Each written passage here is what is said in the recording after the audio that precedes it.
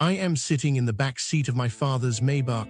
The leather is cold like a morgue table, and I am clutching my grandmother's last letter, the paper trembling because my fingers know what my heart refuses.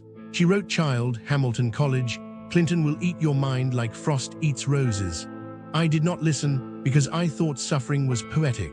Now the car rolls past the sign that says welcome in a font that looks like a forced smile, and I feel the first crack in my chest, the kind that never knits back straight.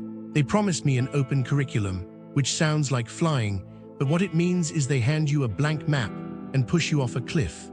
I wander into the registrar on day one, a building that smells of old cough drops and photocopy toner, and the woman behind the counter has eyes like burnt toast. I ask her which courses will teach me how to be whole. She shrugs, prints a schedule that is mostly white space, and charges my father's credit card for the privilege of confusion. This is bad because a map with no roads is just paper, and paper cuts hurt more than knives when you are lost. The dorm is called a historic landmark, which is code for the walls bleed dust when it rains. My roommate arrives with 3 suitcases of anxiety and a father who keeps saying network, honey, network. The radiator clanks like bones in a coffin all night, so I learn to sleep in the library basement where the fluorescent lights hum in the key of abandonment. Lack of sleep makes my skin gray, and gray skin makes boys not notice when I cry in seminar, which is bad because being invisible in a place that promises selfhood is a special cruelty. The dining hall is a cathedral of mediocrity. I queue for 23 minutes to receive chicken that is still pink at the bone, the color of baby gums, and when I cut it, the juice runs cloudy like dishonest tears. The broccoli has been boiled until its size, a soggy green surrender. I put it in my mouth, and it tastes like wet stamp glue. This is bad because food is memory, and from now on every time I try to remember home, I will taste postage and defeat. I lose 3 pounds a week until my ribs cast shadows that look like piano keys, and nobody says anything because thin is currency here. I go to office hours because the syllabus says we care. The professor leans back in a chair that squeaks like a small animal dying. I ask how to structure an argument about grief.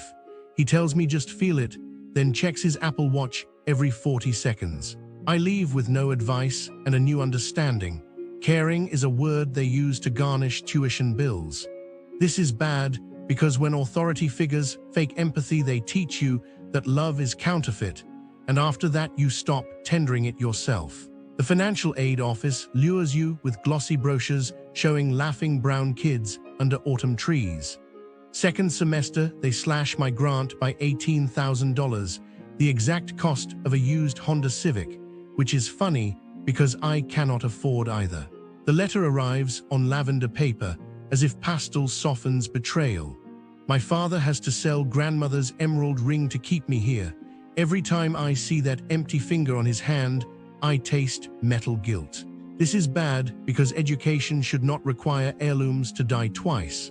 The mental health center has 2 therapists for 2,000 students. I fill out the intake form, ranking my sadness from 1 to 10. I circle 7 because 8 feels dramatic. They email me an appointment for 6 weeks later, subject line hang in there, which is the emotional equivalent of thoughts and prayers. By the time the session arrives, I have already learned to dissociate in the mirror, to greet my reflection like a distant cousin. This is bad because when help is rationed, you start to believe your pain is ration-worthy, small and unremarkable. The town of Clinton is 1 street and a lot of cows. On Saturday nights, the only open business is a pizza place run by a man who calls me Sweet Cheeks. I order a slice to feel metropolitan. The cheese is the texture of a scraped knee.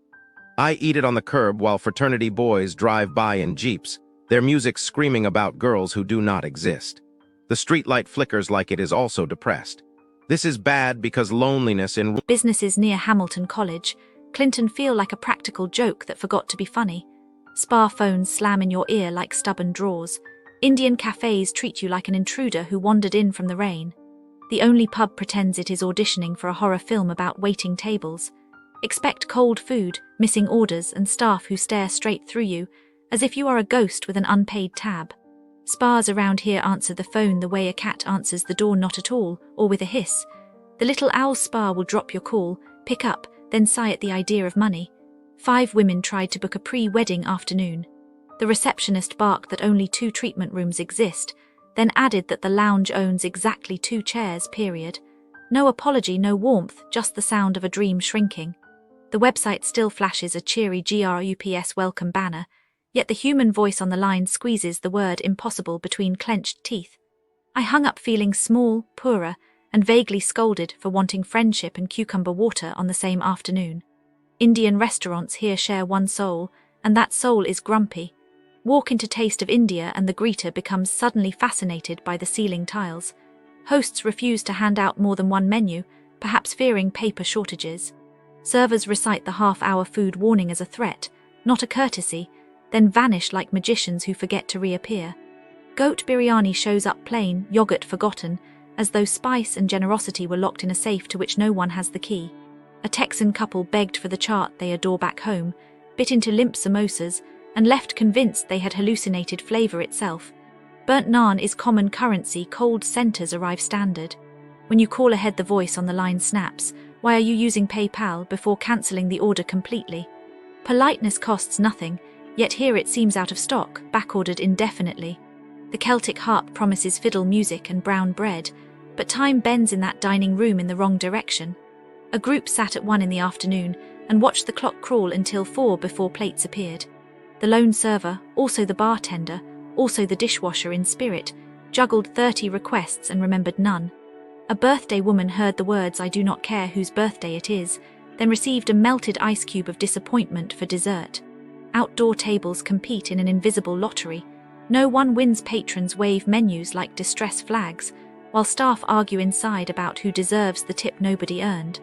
Bills inflate without warning. 2 beers can cost $30 because the register enjoys drama. If the kitchen suddenly declares an early close, you will learn about it only after you have hunted 20 minutes for parking on a Saturday night. Half-delivered dinners via apps keep you hungry and guessing, like a crime podcast where the culprit is shepherd pie. Put together, these places teach a traveler one bleak melody: expect to be tolerated, never welcomed.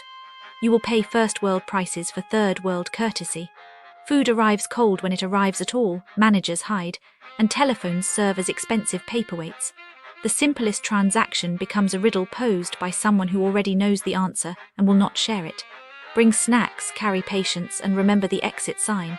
Because businesses near Hamilton College, Clinton, are perfect at one thing: reminding you why you wished you had stayed home. I am looking into crimes near Hamilton College, Clinton, because I want to share what can happen to tourists who stay for a short visit. Businesses near Hamilton College, Clinton, are often small cafes, big retail stores and shopping plazas that rely on visitors spending cash and credit cards. They are friendly on the surface, but sometimes they become places where scammers operate. One example is the Apple Blossom Cafe and the Walmart on the main road. They have reported receiving counterfeit bills that look almost exactly like real currency. A tourist bought a sandwich and paid with a note that later turned out to be fake. The staff probably realized the bill was false after trying to count the cash drawer. They likely called the police and tried to recover the loss. The victim probably felt embarrassed, lost the money paid for the meal, and maybe left the cafe feeling uneasy. The fraudsters who printed the notes were probably identified through surveillance and may face charges that could keep them away from the town for a while.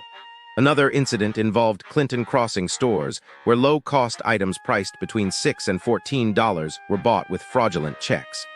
A tourist who thought the checks were legitimate handed them over, and the cashier noticed the handwriting and the unusual amount. The store employees probably stopped the transaction, called the authorities, and kept the checks as evidence. The visitor likely had to explain the mistake, may have lost the opportunity to buy the items, and might have been warned not to use personal checks abroad. The suspects were likely arrested and will probably face court proceedings that could end in prison time. A third case was a woman from New York using cloned credit cards to buy merchandise and gift cards at Clinton Crossing.